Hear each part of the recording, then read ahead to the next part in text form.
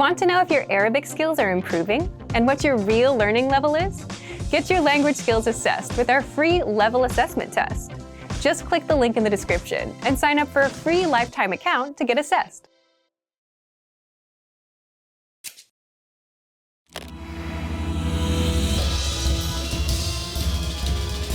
Welcome to ArabicPod101.com's العربية في 3 دقائق, the fastest, easiest, and most fun way to learn Arabic. مرحباً, أنا كارول, سررت بلقائك. Hi, I'm Carol, nice to meet you. In this series, العربية في 3 دقائق, we're going to learn basic Arabic expressions. It's super easy and it takes only 3 minutes. In this lesson, you're going to learn how to introduce yourself in Arabic. There are a few other ways to say it depending on how formal you want to be. Let's first look at an informal way to introduce yourself in Arabic. مرحباً, أنا كارول, سررت بلقائك. Hi, I'm Carol, it's a pleasure to meet you. مرحباً, أنا كارول, سررت بلقائك. Now you try it. Start by saying مرحباً, which is the equivalent of hi. Then say أنا, literally I am, followed by your name. أنا كارول is I am Carol. Finally, say nice to meet you. If you're talking to a man, you say سررت بلقائك. If you are talking to a woman, say سررت بلقائك. This phrase means pleasure to meet you. In the English phrase pleasure to meet you, you is a neutral word. You can use it for both men and women. But in Arabic, the word you needs a gender. When you change the last letter in لقائك, a, to an e sound, لقائك, you are actually changing the word you from the male to the female version. Please be careful to use the correct version. Now let's see another way of introducing yourself. In this version, you will say, Hi, my name is Carol instead of Hi, I am Carol. And we will learn another way of saying nice to meet you. مرحباً, اسمي كارول. تشرفت بمعرفتك. Hi, my name is Carol. I am honored to meet you. مرحباً, اسمي كارول. تشرفت بمعرفتك. What has changed from the previous introduction?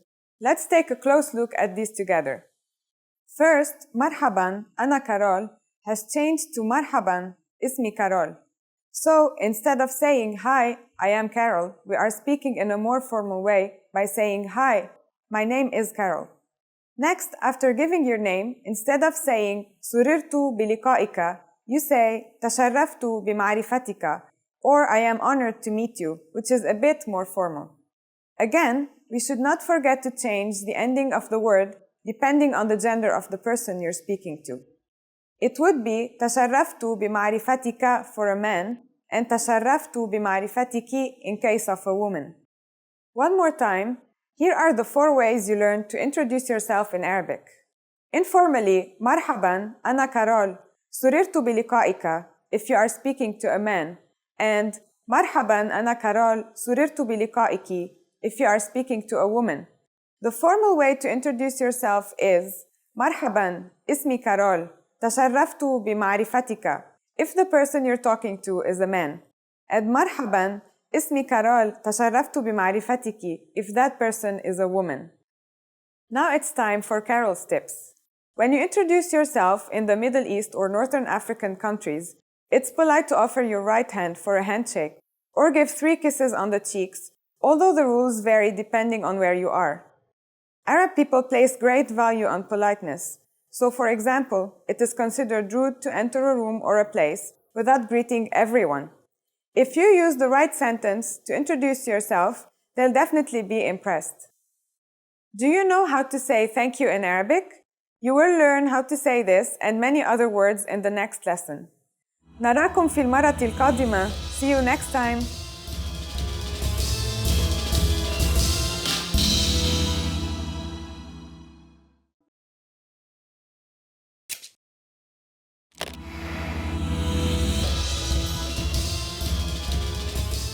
أهلاً بكم, أنا كارول. Welcome to ArabicPod101.com's أبجدية Made Easy, the fastest, easiest, and most fun way to learn the Arabic alphabet, the أبجدية. Over the next 20 lessons, you learn everything there is to know about the reading and writing of the Arabic language. By the end, you'll be ready to dive into the world of Arabic literature, make your way through Arabian cities, and really accelerate your Arabic study. Ready to start? Then let's go. The Arabic alphabet contains 28 letters and their variations. Seeing them laid out like this might seem intimidating, but the trick is to take it step by step, letter by letter. Don't worry about how hard it looks now, just stick with me and in a few short lessons you'll see how easy it actually is. I have some really good news for you. Arabic is largely phonetic. This means words are pronounced exactly like they're written. Also, most Arabic sounds have counterparts in English. We'll use this similarity to English to tackle the Arabic writing system. Let's separate the letters into two types. The first type are the Arabic letters that have English counterparts, and the second type are those that don't. In this lesson, we learn two letters needed to write the pronoun I in Arabic. Both of them belong to the first type, so expect them to be really easy to pronounce. Ready? Let's begin.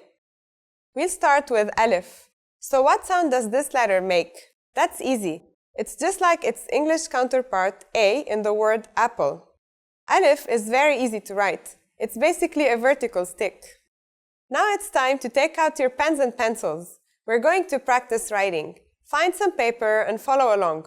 We'll practice writing them so you can get used to the shapes. Okay, here we go. Alif.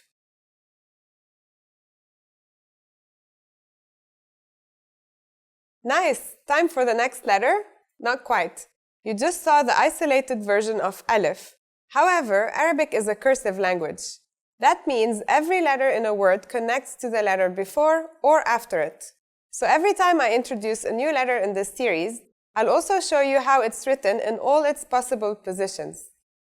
Let's get to know the different possible positions for a letter in Arabic. It's always one of four: isolated, initial, medial, or final. Let's look at each of them. Isolated means that the letter has no letters before it or after it. It's the standard form we learned just a few minutes ago. Initial means that the letter lies in the beginning of a word, so it's connected to the letter after it, but has no letters before it. Are you confused because the initial position connects to the letter to the left of it? That's because Arabic is written from right to left. Medial means that the letter is connected from back and front to other letters. And final means that the letter is the last letter in a word, so it's only connected to the letter before it. With the exception of 6 letters, we must learn the 4 possible forms for all the letters in the Arabic alphabet. Those 6 exception letters don't have a distinct medial form and are instead written with their final form without being connected to the next letter. Their initial form is the same as the isolated form. By the way, the letter we learned today happens to be one of those exceptions. That means we only have to learn 2 forms, isolated and final.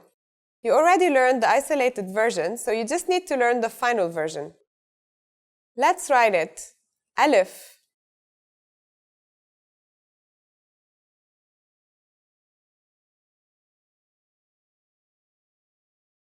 Now we will learn the final letter needed to write the word I in Arabic. That's noon. The noon is pronounced just like the English N. Pretty easy, right? It basically looks like a semicircle with a dot on top. Remember that this is the isolated form. Let's write it. Noon.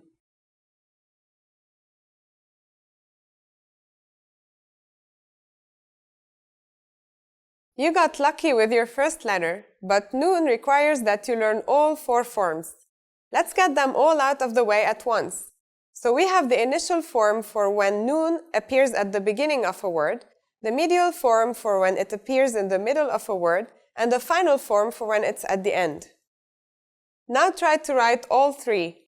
Noon.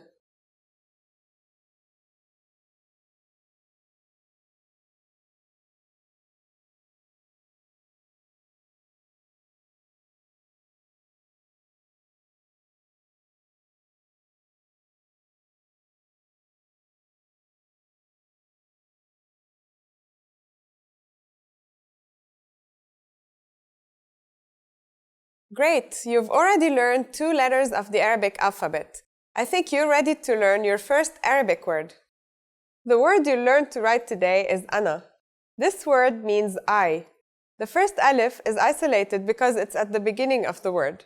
The second and the third letters, noon and alif, are connected. You may have noticed that the alif at the beginning has a little mark on the top. When alif is at the beginning of the word, we add this mark to it, but it's still the alif sound.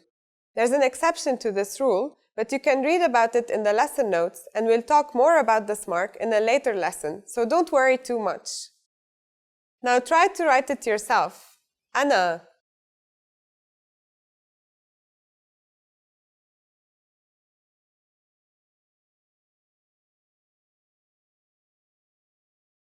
Now it's time for Carol's tips.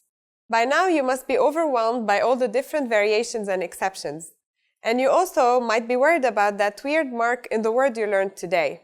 Don't worry, you don't need to understand everything 100% by the end of this lesson. I'll present the new concepts slowly over the rest of these lessons, and you'll soon find that Arabic writing isn't all that scary. Have you ever heard the Arabic word ab? In the next Abjadiya Made Easy lesson, you'll learn what it means, and most of all, how to write it. See you there, salam!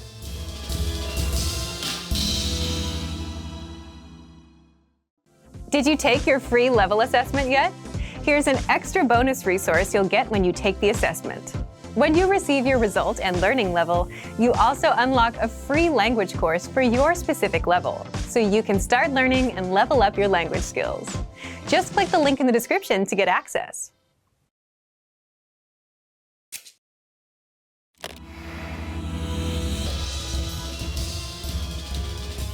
مرحباً أنا كارول. Hi, I'm Carol. Welcome back to ArabicPod101.com's العربية في 3 دقائق, the fastest, easiest, and most fun way to learn Arabic. In the last lesson, we learned how to thank people by saying shukran and shukran jazilan. In this lesson, we learned some of the most common greetings used in Arabic-speaking countries. هل أنتم جاهزون? Are you ready? فلنبدأ, then let's start. The most common greeting is marhaban or hi. Marhaban. This is a general way to greet people when you see them. A more cultural greeting is Assalamu alaikum. This means peace be with you and is generally used only by Muslims. We say it when we meet someone and also when we leave. Assalamu alaikum. Someone could respond to Assalamu alaikum with marhaban or hi, but it is more polite to respond to such greetings in the corresponding way. Since Assalamu alaikum means peace be with you, when greeted in that way, we should answer back with wa alaikum assalam, which literally means peace be with you too. Wa alaikum assalam. Whether you use marhaban, hi, or assalamu alaikum, it is also polite to ask the person how they are. Kayfa haluka? How are you? Kayfa haluka? Don't forget that in Arabic, the word you needs to have a gender.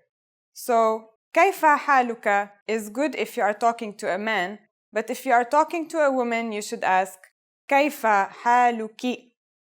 Kayfa haluki? When it's time to leave, you can say wada'an or goodbye. Wada'an. The other person can reply ma'a salama, which means be safe. Ma'a salama. Let's review the phrases you've learned in this lesson. Marhaban is hi. Assalamu alaikum is peace be with you. The response is wa alaikum assalam. Kayfa haluka or kayfa haluki is how are you. Wada'an is goodbye. And ma'a salama is be safe. Now it's time for Carol's tips. If you're leaving and you want to show the person that you would like to see them again, you can use ila liqa, meaning see you, or ila liqa'i qariban, see you soon. ila liqa'i qariban. Now you know lots of ways to greet people in Arabic. During the next lesson, we learn the meaning of the phrase هل تتكلموا الإنجليزية? Do you already know it? I'll be waiting to talk about it with you in the next العربية في 3 دقائق lesson. إلى اللقاء قريباً.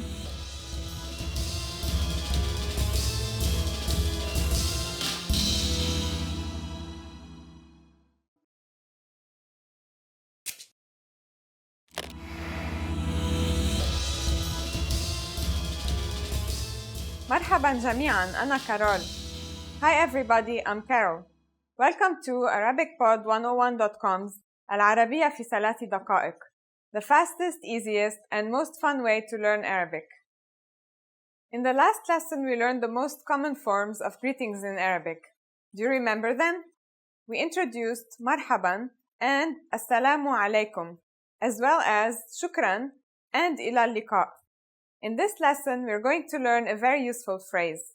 Do you speak English?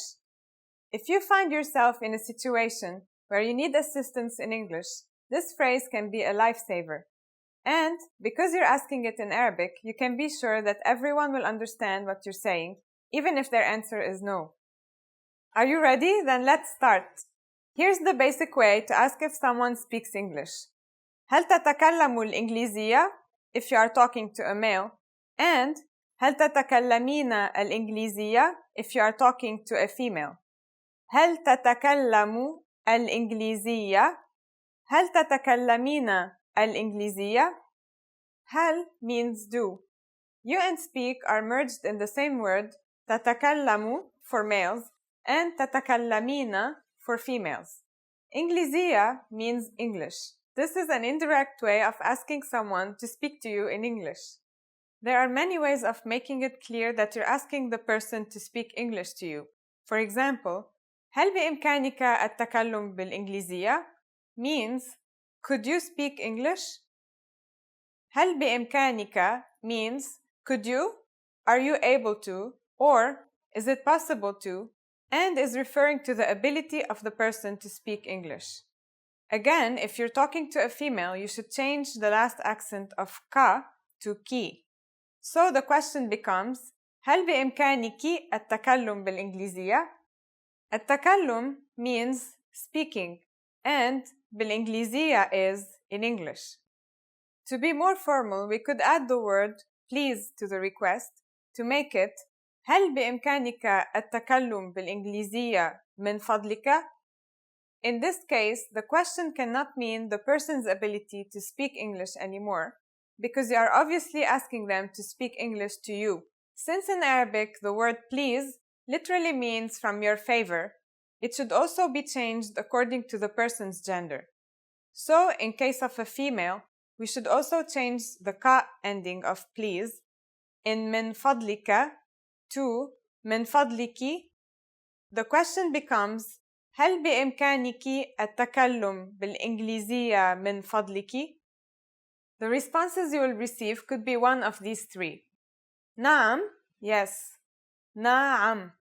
قليلاً, a little. قليلاً. There are a few ways of saying no in Arabic. لا or كلا. No, I don't speak English is لا أنا لا أتكلم الإنجليزية. لا أنا لا أتكلم الإنجليزية. It is exactly the same structure as in English. لا is no, أنا is I, لا means don't. أتكلم is I speak, and الإنجليزية is English. Since this last one is a negative statement, we need to say لا before the verb أتكلم or speak. لا literally means no, but when placed before a verb, it negates this verb, becoming don't or doesn't. Notice also that the verb أتكلم is slightly different than تتكلم, which we learned before. Remember, the verb changes depending on the pronoun used. We are now talking about أنا, Arabic for I.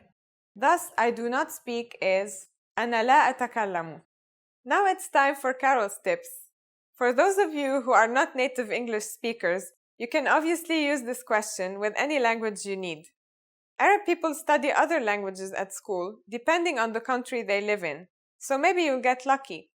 Just substitute الإنجليزية with الفرنسية for French, الإيطالية for Italian, الإسبانية for Spanish, or الألمانية for German. In this lesson, you learned how to ask if someone can speak English. In the next lesson, we'll learn how to say excuse me and other ways to apologize in Arabic. I'll see you in the next العربية في 3 دقائق lesson. إلى اللقاء.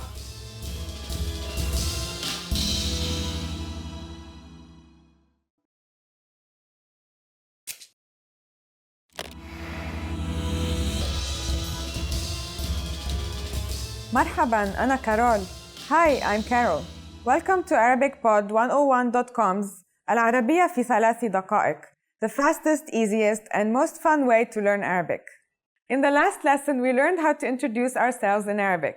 Today, we're going to learn how to use good manners as we thank people. هل أنتم جاهزون? Are you ready?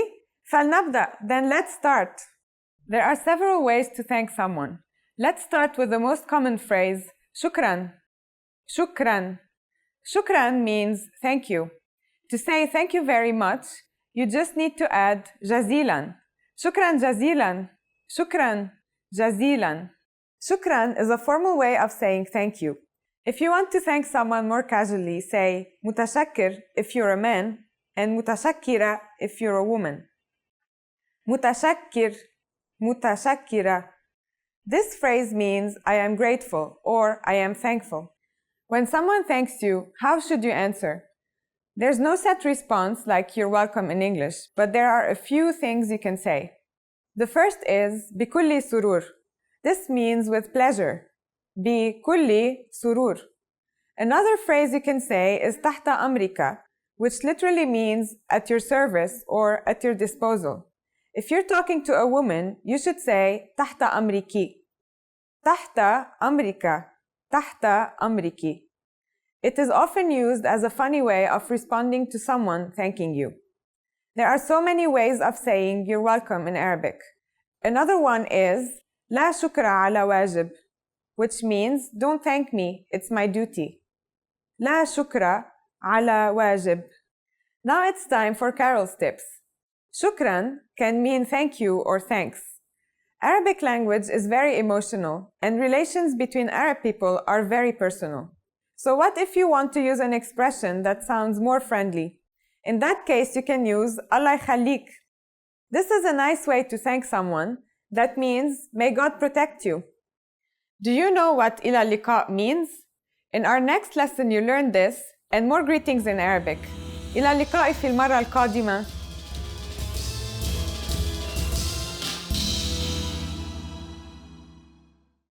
Now that you're finished with this lesson, want to know if your Arabic skills have improved? Take our free assessment test to assess your language, discover your true learning level, and get free access to a language course for your specific level.